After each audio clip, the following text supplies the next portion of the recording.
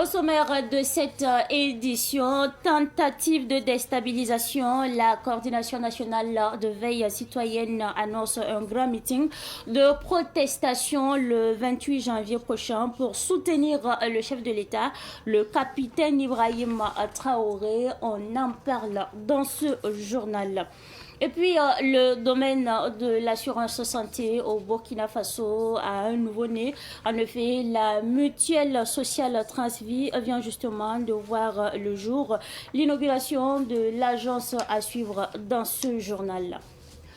Dans cette édition, nous recevons Dr Mahamadi Compaoré, coordonnateur national de lutte contre la fraude. Docteur, bonsoir et bienvenue sur ce plateau. Bonsoir à vous et à vous le merci. D'accord. Mesdames et messieurs, bonsoir et bienvenue à ce rendez-vous consacré à l'actualité sur Savane TV. Comme annoncé en titre, la coordination nationale des associations de veille citoyenne a animé une conférence de presse ce matin pour dénoncer la tentative de coup d'État du 3 janvier dernier. Les échanges avec les responsables de la coordination, avec les hommes et femmes de médias ont porté sur le coup d'État récemment déjoué et la nécessité de préserver la stabilité. Retour sur cette conférence de presse avec notre reporter Siblina Kelsey. Face aux hommes et femmes de médias, les associations de veille citoyenne ont réagi sur le coup d'État déjoué par les autorités. Pour la coordination, cette tentative constitue une menace grave pour la paix et la cohésion sociale. Les conférenciers ont d'abord salué la vigilance et le professionnalisme des forces de défense et de sécurité tout en condamnant avec fermeté toute entreprise visant à déstabiliser les institutions de la République. Ghislain Dabiré, secrétaire général de la CNAVC. Nous sommes venus devant vous dire que nous sommes conscients que le Burkina Faso aujourd'hui est une plaque tournante en termes de géopolitique. Et toutes les trahisons, toutes les tentatives de déstabilisation concernant le Burkina Faso ne nous étonnent pas. Et que nous aussi, nous nous sommes engagés en âme et conscience.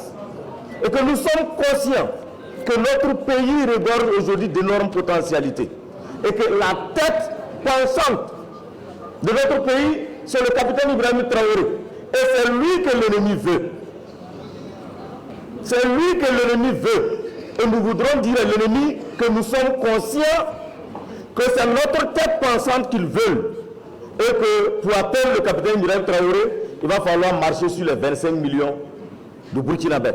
Selon la coordination, de telles actions fragilisent les efforts engagés dans la lutte contre l'insécurité et freinent le développement du pays. Les associations de veille citoyenne appellent par ailleurs la population à la vigilance, au patriotisme et à ne pas céder aux discours de manipulation.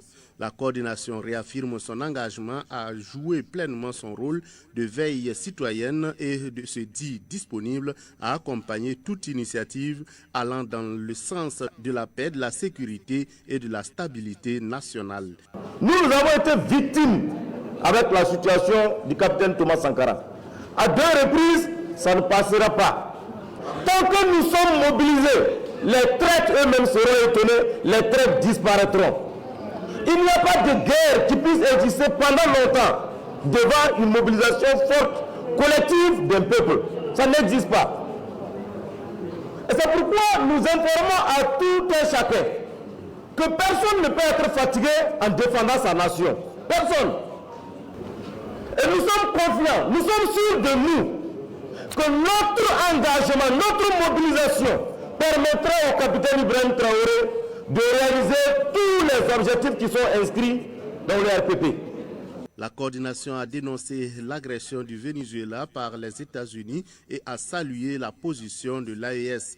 Elle a également réaffirmé son engagement à soutenir le président de la Confédération de l'AES, le capitaine Ibrahim Traoré. Pour ce faire, les responsables de la CNAVC projettent tenir les 25, 26 et 27 janvier prochains un forum des associations de veille citoyenne de l'AES suivi d'un grand meeting de soutien au capitaine Ibrahim Traoré, président en exercice de la Confédération le 28 janvier prochain. Et parlant toujours du coup d'État déjoué au Burkina Faso, les témoignages continuent. C'est au tour du capitaine Prosper Koulidiati de passer aux aveux. L'officier a reconnu sa participation aux faits et a relevé qu'il avait pour mission de neutraliser le commandant de la base des drones de Sapone dans le cadre d'un plan de déstabilisation. Écoutons un extrait. Arrêté dans la journée du 2 janvier 2026 suite à une tentative de déstabilisation contre le pouvoir en place. J'ai été contacté il y a 2 semaines par le lieutenant-colonel Paul-Henri Sandaogo Damiba avec un numéro du Togo. Après plusieurs appels manqués, quand j'ai décroché, il s'est présenté et a souhaité que j'installe Zangui, chose que j'ai faite. Il m'a fait signe quelquefois sur Zangui pour prendre de mes nouvelles sans dire autre chose. Je précise que le colonel Damiba avait mon numéro depuis longtemps. Un jour, le colonel Damiba m'a contacté pour savoir si j'avais l'application Signal. J'ai dit oui. Et il m'a dit qu'une personne allait me contacter sur la plateforme Signal. Une personne m'a effectivement contacté sur Signal de la part du colonel Damiba et qui se nomme le roi David. Je tiens à préciser que le roi David, il s'agit du capitaine Ouedraogo David de la 14e promotion. Il est actuellement au Ghana. Au fil du temps, avant le soir du 31 décembre, David et moi on échangeait entre anciens et jeunes. Quant au colonel Damiba, il m'écrivait, il m'appelait, mais avec des codes, il parlait en parabole et demandait si les gens avaient le moral, etc. Et sans pour autant dire clairement qu'il avait un projet aux premiers instants. Je tenais aussi à préciser, concernant nos conversations sur Signal, avec le roi David, le capitaine Ouedraogo avait suggéré d'installer une durée de 30 secondes de message éphémère. Et aussi, lorsque le colonel Damiba m'écrit sur Zangui, au bout de 10 minutes, lorsque je ne lis pas, il supprime. Au soir du 31 décembre, le colonel Damiba m'a contacté pour me notifier que le roi me fera signe sur Signal pour un colis, sans préciser la nature, le contenu du colis. Le roi m'a fait signe sur Signal, en donnant 2 numéros. L'un chez qui je devais récupérer et l'autre celui à qui je devais remettre. C'est là que j'ai impliqué mon frère Sargo Robert. Il est entré en contact avec l'intéressé et récupéré le colis. Je tiens à préciser que Robert a juste fait la course pour moi. Quand j'ai récupéré le colis, avant qu'il n'aille remettre, j'ai ouvert le colis. C'était de l'argent. Il y avait 8 millions. J'ai décidé volontairement de soutirer 3 millions avant de faire remettre le colis de 5 millions à l'intéressé, par l'intermédiaire de Robert. Le colonel Damiba m'a écrit qu'il allait m'appeler le 2 janvier soir pour une mission qu'il allait me confier. Effectivement, le 2 janvier soir, comme promis, le colonel Damiba m'a appelé pour dire que le colis était à partager entre David et moi. Et la mission qu'il voulait me confier était de couper la tête du pasteur. Je tiens à préciser que le pasteur, il s'agit du capitaine Passéré, commandant la base des drones de Sapone. Une fois la tête du pasteur coupée, les drones allaient être inopératifs pour que des unités puissent entrer en action, car selon le colonel Damiba, l'obstacle était la base des drones de Sapone. Depuis sa position, le colonel Damiba avait installé son PC, dont il était en contact avec des gens, et lui seul les connaissait, à qui il avait attribué des rôles. Moi et tout l'ensemble des missionnaires devraient passer en action le 3 janvier 2026 à 23h, selon les horaires du colonel Damiba. Je demande clémence à son Excellence le capitaine Ibrahim Traoré, à la population et à toute la hiérarchie militaire. Le ministre d'État, ministre en charge de la Défense nationale, a reçu hier ses galons de général de division. La cérémonie s'est déroulée au palais présidentiel de Koulouba à Ouagadougou. Le film de la cérémonie avec Issa Omaratié. Des épaulettes rutilantes et un béret orné de 3 étoiles, digne emblème de la plus haute distinction militaire pour le désormais général de division. C'est le chef suprême des forces armées nationales qui lui a porté les attributs dans l'immensité de la salle d'audience de la présidence du Faso. Lorsque le général Célestin Simporé prend la parole, sa voix résonne avec la gravité de la situation. Il exprime sa gratitude envers le chef suprême des forces armées nationales, mais aussi envers la nation tout entière, soulignant que cette promotion est plus qu'un honneur personnel. Il l'aperçoit comme un signe de confiance renouvelée, mais également comme une pression à encore mieux servir, à redoubler d'efforts pour défendre la souveraineté du pays. Alors, je prends ça sous 2 facettes. D'abord, c'est une preuve de confiance renouvelée à ma modeste personne pour la conduite de la mission qu'il a bien voulu me confier. Et aussi, je prends ça comme étant un rappel à encore mieux faire. Beaucoup de choses ont été faites depuis ces 3 ans. On a reconquis beaucoup de territoires, de localités. On a ramené beaucoup de populations à leur village. Sur le plan du développement, le camarade président a fait beaucoup de choses. Parce que le combat qu'il mène, ce n'est pas seulement sur le théâtre de bataille pour le conquête du territoire, mais il mène un combat global sur tous les plans de la nation. Tout ce qui permet à la nation de vivre, d'avancer, de progresser, il est là-dessus. Donc je vous remercie, camarade président, et je vous renouvelle en tout cas toutes nos disponibilités à œuvrer, à faire de ce qui est de notre possible, en tout cas pour ce qui nous reste encore de vie, que Dieu vous bien nous accorder, pour en tout cas aller de l'avant dans cette lutte qui a été engagée, irréversible, pour laquelle il faut qu'on aille jusqu'au bout. Officier du génie militaire, le général de division Célestin Simporé a occupé des postes stratégiques au sein des forces armées nationales, dont commandant du commandement des opérations du théâtre national, chef d'état-major général des armées adjoint, avant de devenir chef d'état-major général des armées en 2023, puis ministre de la Défense en 2024. La brigade des volontaires pour la défense de la patrie s'achemine en tout cas vers une consécration au rang d'armée. Un projet de loi adopté hier en Conseil des ministres qui vise justement à renforcer son statut, son encadrement et son rôle dans la lutte pour la défense du territoire burkinabé. En tout cas, c'est ce qui ressort du Conseil des ministres qui s'est tenu hier sous la présidence du chef de l'État, le capitaine Ibrahim Traoré. On fait la synthèse avec Germaine Farama. Le Conseil des ministres a adopté un projet de décret portant relecture du décret portant création d'une brigade des volontaires pour la défense de la patrie avec pour principale innovation la consécration du rang d'armée de la BVDP.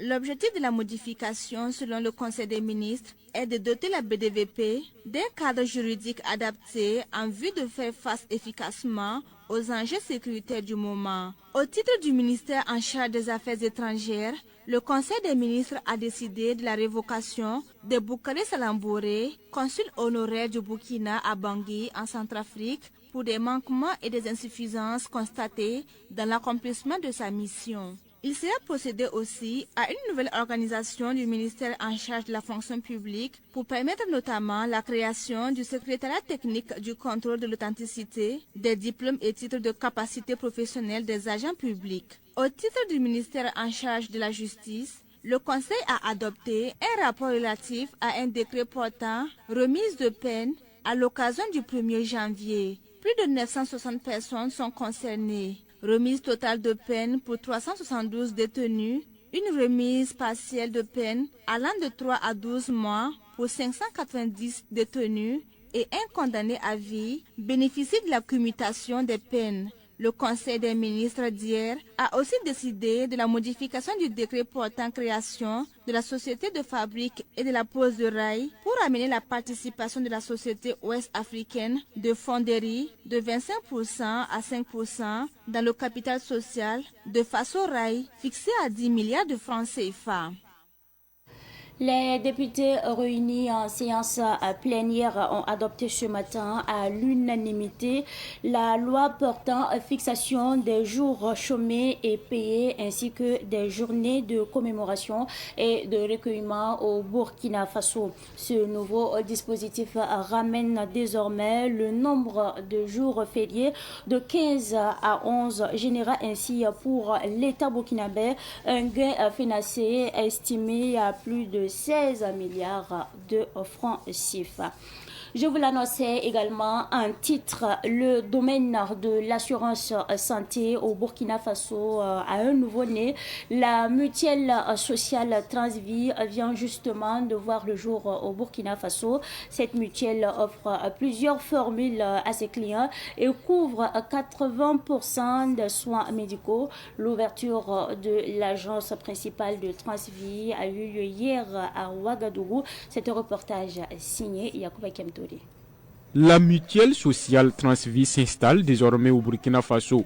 Avec l'inauguration de son agence principale dans le quartier sicien de Ouagadougou, la mutuelle ouest-africaine de l'assurance santé Transvie propose des produits dans l'assurance santé au pays des hommes intègres. Pour le président directeur général et directeur général du groupe Transvie Burkina, Abdou Diaye, la mutuelle Transvie vient renforcer sa couverture sociale dans la sous-région. Un système contributif, sur la base de primes, cotisations, vous pouvez avoir accès à un niveau de prise en charge, un réseau de soins qui sera dédié. Ici, sera mis en place ici au Burkina et qui est valable à l'échelle du groupe. C'est-à-dire qu'aujourd'hui, un assuré du Burkina peut venir se soigner à Dakar ou à Abidjan ou à Cotonou, à Lomé, en Gambie. Donc c'est ce qu'on appelle un peu la portabilité de l'assurance. Donc Transvie, un excellent outil d'intégration africaine. La mutuelle sociale Transvie Burkina propose des formules d'assurance maladie adaptées aux entreprises, groupements et particuliers. Elle offre une prise en charge médicale, optique et pharmaceutique. La mutuelle couvre 80% ou plus des soins médicaux de l'assuré. Nous avons dans notre book plus de 60 et quelques produits d'assurance, quelle que soit votre capacité financière, quel que soit votre niveau de vie, vous avez une offre qui vous parle à Transvie. Donc on ne peut pas vous dire automatiquement 100 francs ou 1000 francs ou 100 000. Donc on peut assurer le vendeur de cacahuètes comme on peut assurer un PDG. Personnes physiques comme morales, de droit public comme privé, entreprises individuelles. Donc tout le monde est ciblé. Le représentant du président de la délégation spéciale de la commune de Ouagadougou, Moussa Ouattara, salue la vision des responsables de la mutuelle sociale Transvie. Il invite la population à s'inscrire afin de mieux préserver leur santé. En Afrique, un enfant appartient à la communauté. C'est la communauté qui aide la famille à faire grandir l'enfant. Et nous considérons que les travailleurs d'ici, c'est la famille de ces mutuelles-là. Et nous tous ici présents, nous sommes la communauté. Et c'est à nous de travailler pour que ces mutuelles-là soient une réalité et que ça puisse grandir pour que ça soit représenté un jour dans toutes les 7 régions du Burkina, les 385 communes du Burkina. La mutuelle sociale Transvie Burkina dispose d'une application dénommée Maïs Transvie. L'application permet aux adhérents de gérer leurs demandes, de soumettre des devis et de localiser les structures de santé partenaires à la mutuelle. La mutuelle sociale Transvie est présente dans 6 pays, dont le Sénégal, la Côte d'Ivoire, le Togo, la Gambie et le Burkina Faso.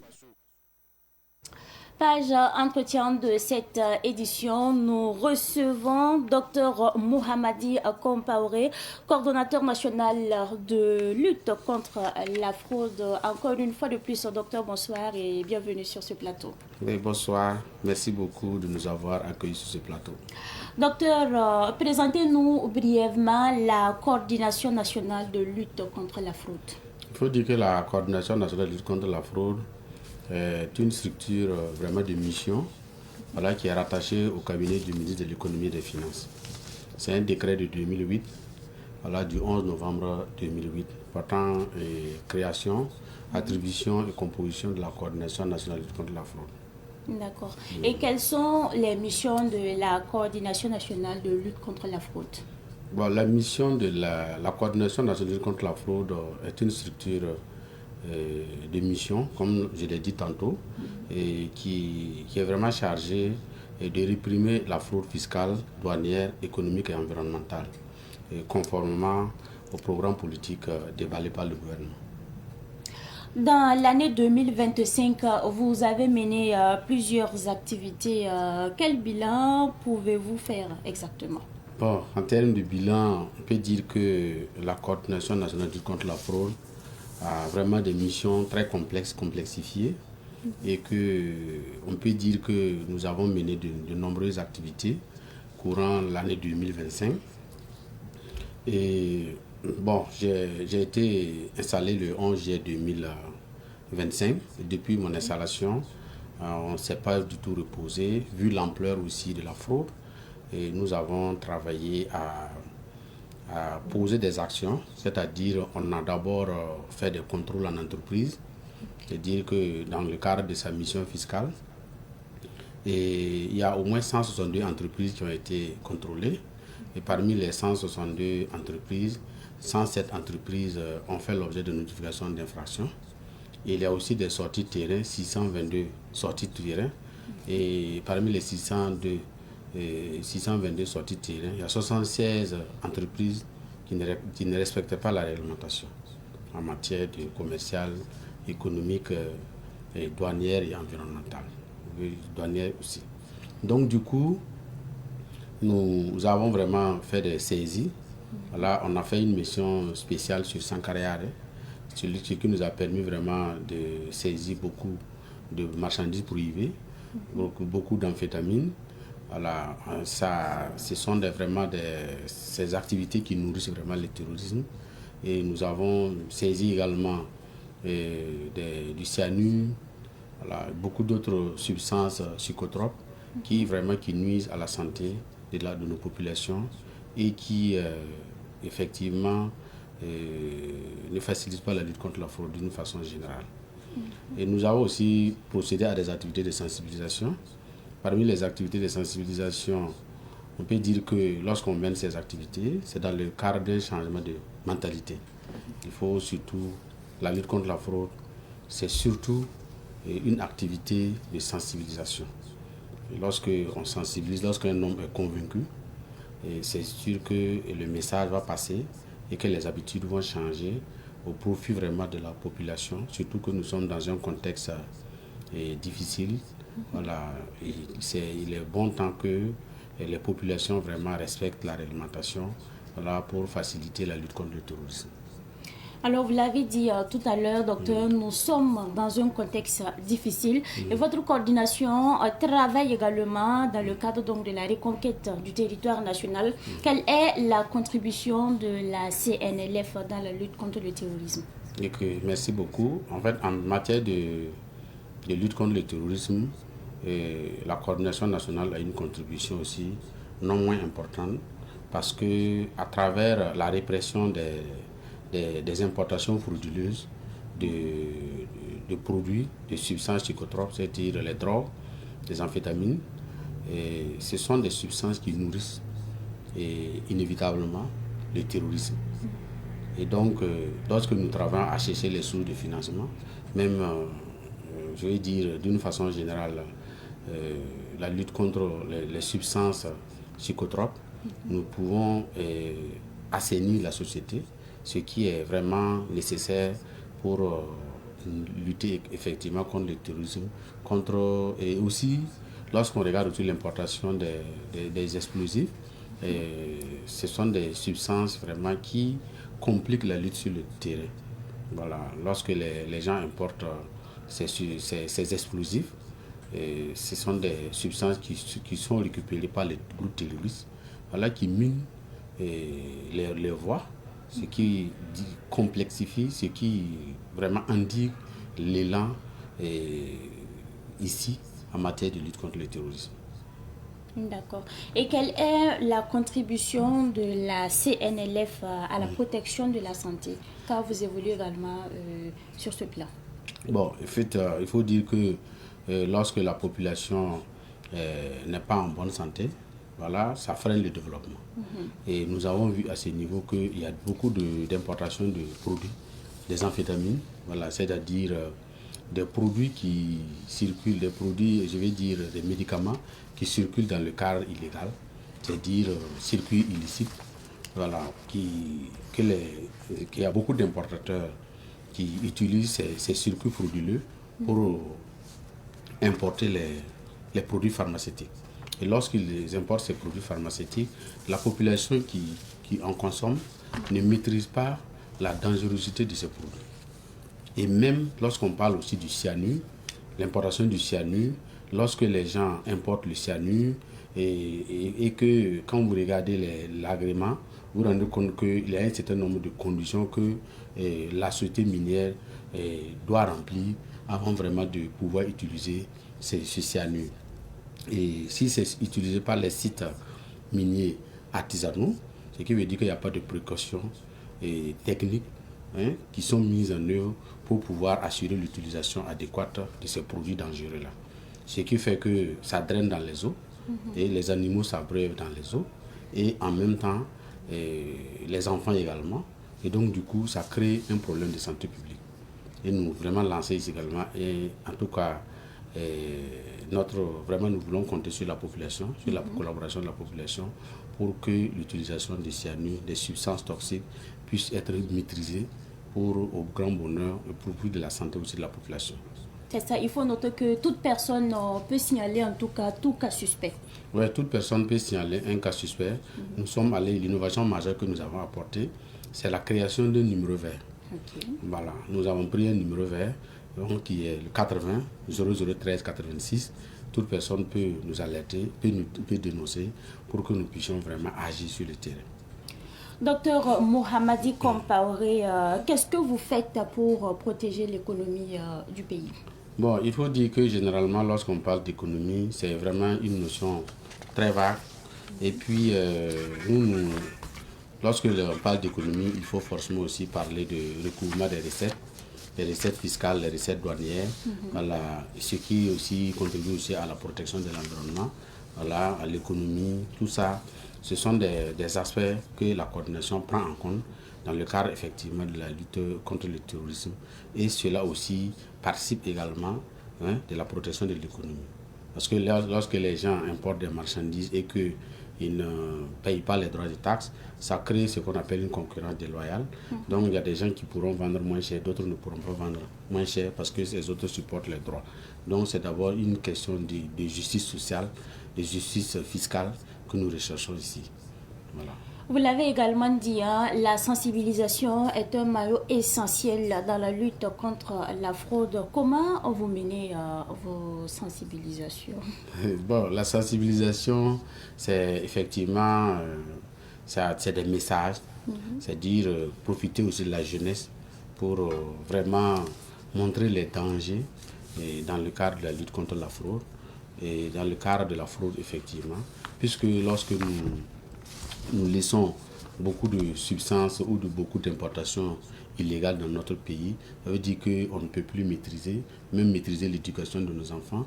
Et donc ça devient vraiment un phénomène complexe qui n'est pas de nature vraiment à assurer la santé. Et nous avons, partant de là, nous avons eu à mener des activités de sensibilisation à Comisserie, voilà, et même à Pau cette année, pour vraiment amener la jeunesse à avoir un comportement citoyen, un comportement civique, un comportement normal, pour que la société puisse prospérer, pour que vraiment les missions que le gouvernement s'est données voilà, puissent vraiment servir, puissent vraiment se passer dans de bonnes conditions et que la lutte vraiment connaisse vraiment un aboutissement. Alors, docteur, nous sommes à la fin de l'entretien. Votre mot de fin? Je vais profiter de votre micro pour vous dire merci. Et merci encore de nous avoir permis de parler de la coordination nationale contre la fraude. Et puis, profiter également et présenter mes vœux de santé à tous les Burkinabés. Voilà, de paix surtout, parce que nous sommes dans un contexte où nous avons vraiment besoin de paix. Et que la paix, c'est le concours de tout le monde. Donc la population, j'ai invité la population à collaborer surtout pour que nous puissions débusquer la fraude. D'accord. Merci bien, docteur. Je rappelle donc à nos téléspectateurs que nous étions en entretien avec docteur Mohamadi Compaoré, coordonnateur national de lutte contre la fraude. Docteur, merci à vous d'être passé sur ce plateau. Alors, cette pensée, avant donc de conclure cette édition, ne regarde pas leur statut pour penser qu'ils vivent bien que toi. En réalité, beaucoup d'entre eux ne mangent pas bien comme toi. Contente-toi de ce que tu as. Alors, c'est tout pour cette édition. Merci à vous pour votre constante fidélité. Excellente suite de programmes en compagnie donc des programmes de la télévision de l'université.